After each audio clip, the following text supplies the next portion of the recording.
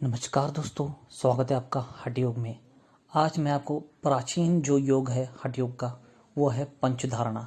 पंचधारणा क्या है, उससे कैसे सिद्धि प्राप्ति होती है, उससे क्या क्या आपको मिल सकता है, क्या क्या शक्तियाँ उसके अंदर आपको मिल जाएगी, अद्भुत शक्तियाँ, वो सभी इस वीडियो में मैं आपको बताने वाला हूँ। पंचधारणा, यहाँ पर आपको नाम से पता चल रहा होगा कि 5 जो हमारे पृथ्वी, जल, अग्नि, वायु, आकाश है, इनको जीतना योग में इसी को कहा गया है पंचधारणा। तो चलिए मैं बताता हूँ। पहला आता है पार्थिव धारणा, यानी कि पृथ्वी। पृथ्वी जो तत्व का वर्ण हरताल के समान है, इसका बीज मंत्र लम, जो चौकोन आकृति है, उसका ब्रह्म देवता है। योग बल से इसे उदय कर हृदय में धारण कर 2 घंटे प्राण के निरोध पूर्वक कुंभक करे। इसे पार्थिवी मुद्रा कहते हैं। इसे ही अधोधारणा मुद्रा भी कहते हैं। इसके सिद्धि होने पर योगी पृथ्वी जय होता है, अर्थात पृथ्वी संबंधी घटना से उसकी मृत्यु नहीं होती, यानी कि भूकंप, ज्वालामुखी, जो भी पृथ्वी पर घटना होती है, उनसे उसको बिल्कुल भी हानि नहीं होती है। जो इस पार्थिव धारणा को करता है, वहाँ मृत्यु को जीतकर सिद्ध होकर पृथ्वी में विचरता है। अभी आती है आम्ब सिद्ध धारणा मुद्रा। जल तत्व, जल का वर्ण शंख, चंद्र, कुंद के समान शुभ्र है। बकार इसका बीज है, विष्णु देवता है। योग बल से हृदय में इसे उदय कर प्राण को एकाग्र चित्त से 5 घड़ी यानी कि 7.5 घंटे तक कुंभक धारण करे। इसे आम्बसी धारणा कहते हैं। इसके अभ्यास से जल से मृत्यु नहीं होती। उस साधक का कभी भी जल से मृत्यु नहीं होगी। यहाँ तक कि साधक जल में सांस ले सकता है, जल पे चल सकता है। जल उसके कुछ भी हानि नहीं कर सकती, ना ही भिगा सकती है, ना ही गिला कर सकती है। असह संसार पीड़ा नष्ट होती है।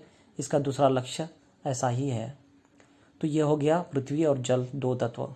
अभी यहाँ पर मैं आपको बता दूं, जल में इसके और लक्षण बताए गए हैं, जैसा कि असंभि परमं मुद्रम जो यानचि या योगविता जले च गंभीरे धीरे मरणो तस्य भवेतः इयं यो पुरम मुद्रा गोपनीय प्रयत्नम अप्रकाशित सिद्धिहानम सत सत्यम विमच्छते तत्वम। आपसी धारणा मुद्रा का वेदता योगी भीषण गंभीर जल में पड़कर भी नहीं मरता। यह मुद्रा सब मुद्राओं में मुख्य है। इसका बल यत्न से गोपनीय है। यहाँ सभी को सिद्ध होने वाला नहीं है, बहुत ही विलक्षण और अद्भुत शक्ति प्रदान करने वाला है।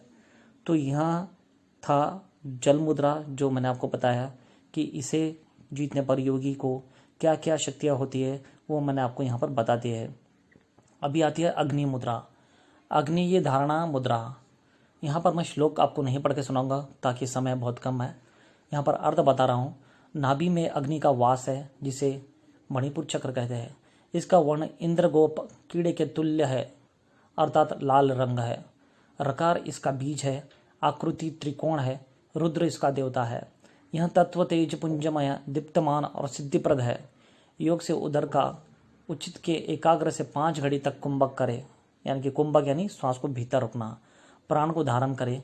इसे अग्नीय धारणा कहते हैं। इसके अभ्यास से होने पर काल भय नष्ट हो जाता है और इसके अभ्यासी की अग्नि से मृत्यु नहीं होती।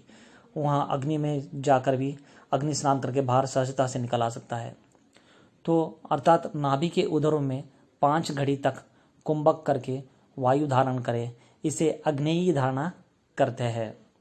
इसके अभ्यास से अग्नि से मृत्यु कभी नहीं होती उस साधक की, जिसने इस धारणा को सिद्ध कर लिया हो।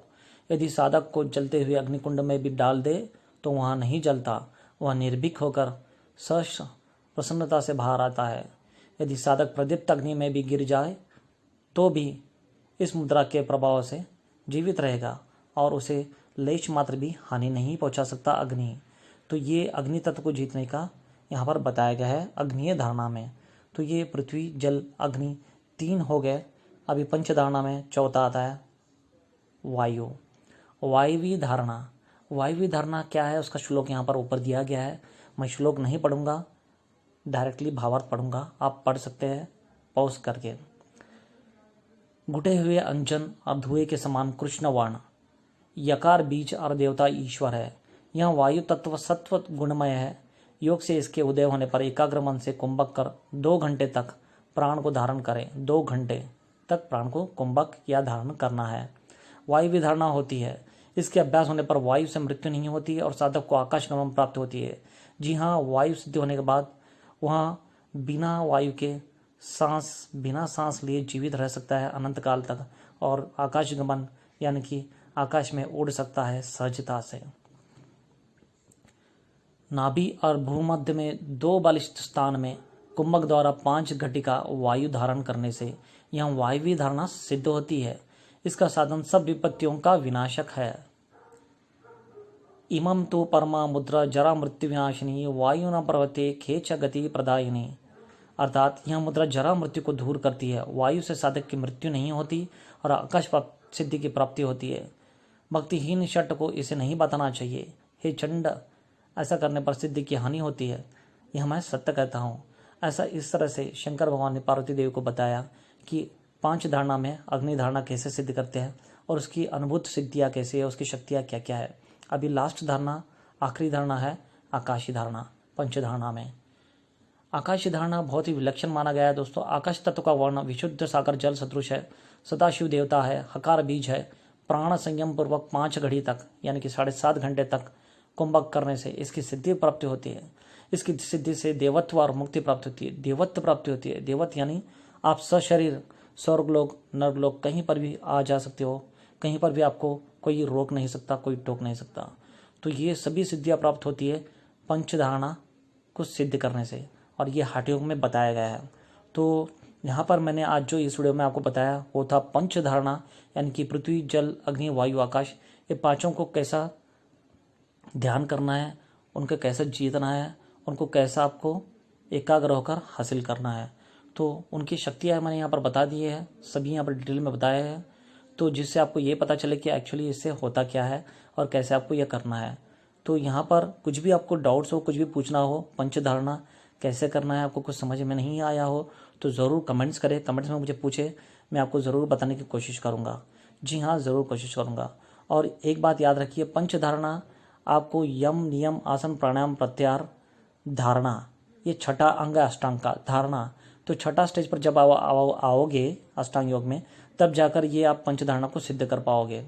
तो यम नियम आसन प्राणायाम प्रत्याहार धारणा ध्यान समाधि, यह 8 अंग है अष्टांग योग के।